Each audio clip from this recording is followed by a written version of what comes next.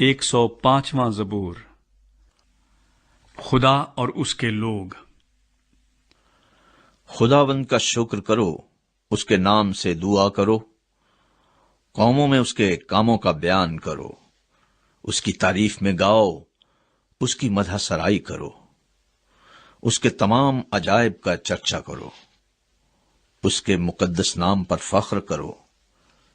خداوند کے طالبوں کے دل شادمان ہوں، خداوند اور اس کی قوت کے طالب ہو، ہمیشہ اس کے دیدار کے طالب رہو۔ ان عجیب کاموں کو جو اس نے کیے، اس کے عجائب اور منہ کے احکام کو یاد رکھو۔ اے اس کے بندے ابراہیم کی نسل، اے بنی یعقوب اس کے برگزیدو، وہی خداوند ہمارا خدا ہے، اس کے احکام تمام زمین پر ہیں۔ اس نے اپنے عہد کو ہمیشہ یاد رکھا، یعنی اس کلام کو جو اس نے 1000 پشتوں کے لیے فرمایا، اسی عہد کو جو اس نے ابراہیم سے باندھا، اور اس قسم کو جو اس نے اسحاق سے کھائی، اور اسی کو اس نے یعقوب کے لیے آئین یعنی اسرائیل کے لیے ابدی عہد ٹھہرایا، اور کہا کہ میں کنعان کا ملک تجھے دوں گا کہ تمہارا موروثی حصہ ہو۔ اس وقت وہ شمار میں تھوڑے تھے، بلکہ بہت تھوڑے، اور اس ملک میں مسافر تھے، اور وہ ایک قوم سے دوسری قوم میں اور ایک سلطنت سے دوسری سلطنت میں پھرتے رہے۔ اس نے کسی آدمی کو ان پر ظلم نہ کرنے دیا، بلکہ ان کی خاطر اس نے بادشاہوں کو دھمکایا اور کہا کہ میرے ممسوحوں کو ہاتھ نہ لگاؤ اور میرے نبیوں کو کوئی نقصان نہ پہنچاؤ۔ پھر اس نے فرمایا کہ اس ملک پر قحط نازل ہو، اور اس نے روٹی کا سہارا بالکل توڑ دیا۔ اس نے ان سے پہلے ایک آدمی کو بھیجا، یوسف غلامی میں بیچا گیا۔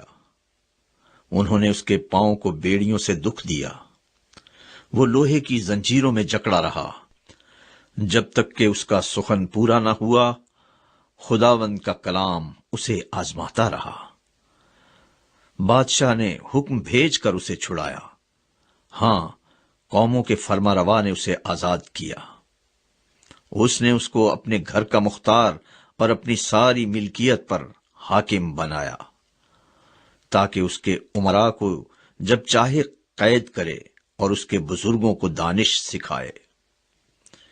اسرائیل بھی مصر میں آیا، اور یعقوب حام کی سرزمین میں مسافر رہا، اور خدا نے اپنے لوگوں کو خوب بڑھایا اور ان کو ان کے مخالفوں سے زیادہ قوی کیا۔ اس نے ان کے دل کو برگشتہ کیا تاکہ اس کی قوم سے عداوت رکھیں اور اس کے بندوں سے دغا بازی کریں۔ اس نے اپنے بندہ موسیٰ کو اور اپنے برگزیدہ ہارون کو بھیجا۔ اس نے ان کے درمیان معجزات اور حام کی سرزمین میں عجائب دکھائے۔ اس نے تاریکی بھیج کر اندھیرا کر دیا، اور انہوں نے اس کی باتوں سے سرکشی نہ کی۔ اس نے ان کی ندیوں کو لہو بنا دیا اور ان کی مچھلیاں مار ڈالیں۔ ان کے ملک اور بادشاہوں کے بالا خانوں میں مینڈک ہی مینڈک بھر گئے۔ اس نے حکم دیا اور مچھروں کے غول آئے، اور ان کی سب حدود میں جوئیں آ گئیں۔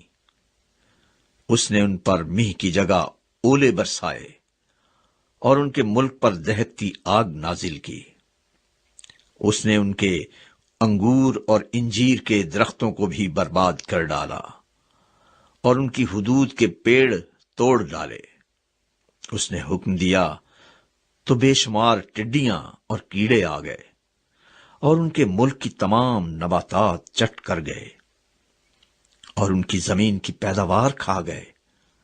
اس نے ان کے ملک کے سب پہلوٹوں کو بھی مار ڈالا، جو ان کی پوری قوت کے پہلے پھل تھے، اور اسرائیل کو چاندی اور سونے کے ساتھ نکال لایا، اور اس کے قبیلوں میں ایک بھی کمزور آدمی نہ تھا۔ ان کے چلے جانے سے مصر خوش ہو گیا، کیونکہ ان کا خوف مصریوں پر چھا گیا تھا۔ اس نے بادل کو سائبان ہونے کے لیے پھیلا دیا اور رات کو روشنی کے لیے آگ دی۔ ان کے مانگنے پر اس نے بٹیریں بھیجیں اور ان کو آسمانی روٹی سے سیر کیا۔